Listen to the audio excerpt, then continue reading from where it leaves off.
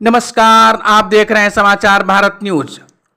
पति पत्नी के रिश्ते को अवैध संबंधों के चलते पत्नी ने किया शर्मसार।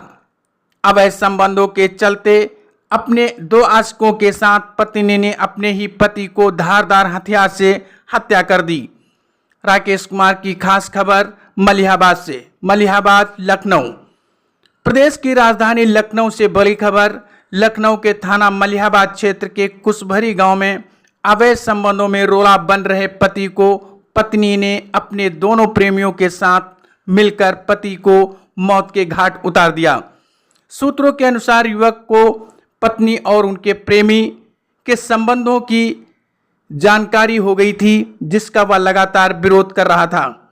और जिस टाइम पति को मारा गया है, उस टाइम पति ने उसको प्रेमी से मिलने के लिए रात में न जाने को कहा था। इसलिए पत्नी ने उसको धमकाया, कहा कि अगर हमको रोकोगे तो हम तुम्हें जान से मरवा देंगे। पति ने उसे नहीं जाने दिया। उसके बाद पत्नी और उसके प्रेमी ने मिलकर प्लान बनाकर घर के अंदर दोनों आशिकों व खुद तीनों ने मिलकर पति के गले पर कुल्हाड़ी मार दी, जिससे मजबूर 3 बच्चों का पिता वहीं पर दर्दनाक मौके पर मौत हो गई। सूचना पर पहुंची पुलिस ने शव को कब्जे में लेकर पोस्टमार्टम के लिए भेज दिया। फिलहाल पुलिस ने पिता की तहरीर के आधार पर पत्नी, उसके दोनों आशिकों को हिरासत में लेकर कड़ाई से पूछताछ की और तीनों ने अपना जुर्म कबूल कर लिया।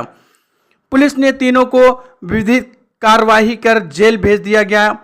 मलिहाबाद की कुशभरी गांव के रहने वाले प्रदीप रैदास उम्र लगभग 35 वर्ष की पत्नी रेखा का प्रेम प्रसंग गांव के ही रहने वाले राजू रैदास व सोनू पाल से चल रहा था।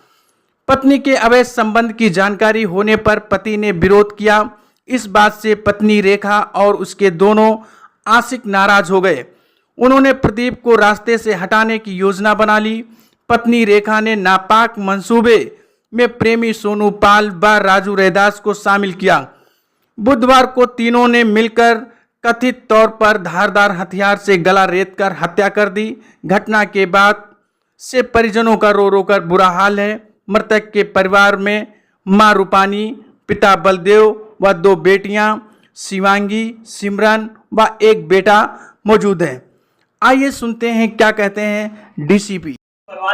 जैसा मैंने और क्या ये बच्चों के सामने पूरी घटना की गई? देखिए, जैसा मैंने आपको अपने वक्तव्य में एक्सप्लेन भी किया, ये योजना तीनों की थी। महिला उसमें पूरी तरीके से सम्मिलित थी। उसने इन लोगों के साथ प्लान बनाया, इनके दाल में नींद की दवा दी। जब ये गहरी नींद हो गए, पड़ोस में ही इनके राजू रैदास रहते हैं, तो पहले से तय था। ये लोग आए, इन्होंने दरवाजा खोला और बच्चे उस समय गहरी नींद में थे। महिला जगी हुई थी, दरवाजे पर इधर उधर ताक कर रही थी, कोई आ तो नहीं रहा है। सोनू पाल ने उसका पैर पकड़ा, राजू ने उस पर वार किया। फिर ये लोग चले गए। जाने के लगभग 1 घंटे के बाद इसने ये सूचना मृतक के बड़े भाई को दी थी। नहीं, क्या बताया सर कि हत्या की गई है? क्या बताया? तो किसी कमरे में थी ना, उसने बताया। जो मैं आपको नरेट कर रहा हूँ, ये उन्हीं के स्टेटमेंट ही नरेट कर रहा हूँ। ये महिला द्वारा ही बताया गया और अब अन्य अभियुक्तों द्वारा भी सेम यही वर्जन दिया गया, जैसे घटनाक्रम मैंने आपको नरेट किया। हत्या इन तीनों ने की है। वार राजू रैदास ने किया है, पैर सोनू पाल ने पकड़ा था और महिला वहां उसी कमरे के अंदर खड़ी थी। बड़े भाई को क्या बताया? हाँ, बड़े भाई को, हाँ, ये क्वेश्चन है कि महिला ने पहली बार जब अपने बड़े भाई से अपने जेठ को बताया, यानी मृतक के बड़े भाई को, तो वहां उसने ये कहा कि किसी ने मृतक को, मतलब हमारे पति को काट दिया है। उन लोगों ने बल्कि शक से पूछा भी कि जब कमरा बंद था तुम कमरे में थी, कैसे काट दिया? बस उसका यही कहना था कि मुझे नहीं पता लगा, किसी ने काट दिया है। अभी मैं उठी हूं तो मैं देख रही हूँ कि वो कटा पड़ा। पुलिस ने कैसे खुलासा किया इसके बाद?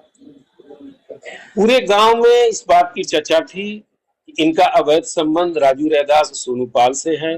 इनके घर वालों को, यानी मृतक के बड़े भाई, उनके पिता को भी ये बात जानकारी थी। बाकायदा इस पे झगड़ा भी हुआ था और पंचायत भी हुई थी। इसके बाद पत्नी से जब प्रथम दृष्टया पूछताछ की गई तो बहुत थोड़े समय में ही उसने ये बात बता दिया कि मेरा अवैध संबंध राजू रैदास और सोनू पाल से है और उन लोगों ने ही हत्या की है, अपना रोल छिपाते हुए। जब बाकी अभी पकड़े गए, सबका इंट्रोगेशन हुआ, क्रॉस वेरिफिकेशन हुआ, सारी चीजें, उसमें ये तथ्य निकल के आया कि तीनों लोग हत्या में शामिल हैं, जैसा मैंने आपको बताया।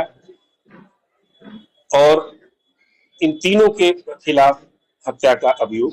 सर, पहली बार में हत्या में कामयाब हो गए थे या इससे पहले भी? नहीं, पहली, जैसा बताया, ये प्रथम। मैंने बताया 3-4 दिन पूर्व इन्होंने ये प्लान किया। जब 2 तारीख को ये पकड़े गए हैं, इनका झगड़ा हुआ है और झगड़ा होने के दूसरे तीसरे दिन ही इन्होंने ये प्लान करके सारी चीजें एक्सक्यूट की। सर, जैसे कि आपने बताया कि इस पूरे मर्डर को प्लान किया गया, कौन कौन लोग इसमें शामिल थे और कब यह थे?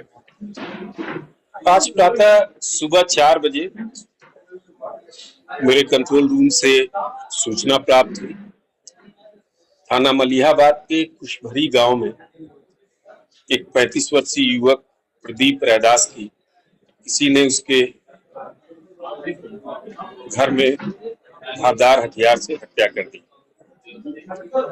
इस सूचना पर संगत धाराओं में अभियोग पंजीकृत कर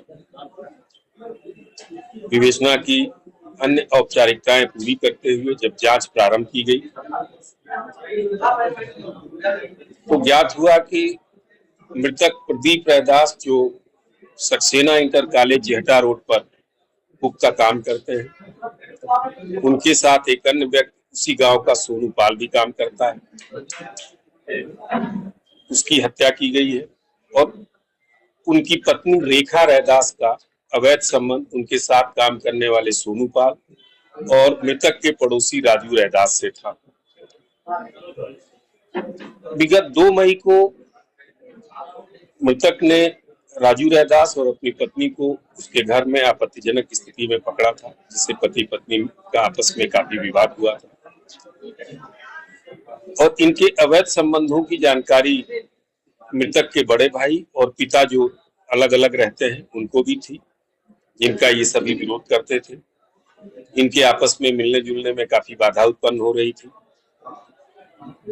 2-3 दिन पूर्व इन्होंने योजना बनाई कि प्रदीप रैदास की हत्या कर दी जाए और प्रदीप की पत्नी रेखा ये राजू रैदास से विवाह कर लेंगी जो कुंवारा है, और सोनू पाल का संबंध इनसे बना रहा। इस क्रम में राजू रैदास ने नींद की 2 गोली मृतक की पत्नी को दिया, रात में दाल में मिलाकर उसको खिला दिया।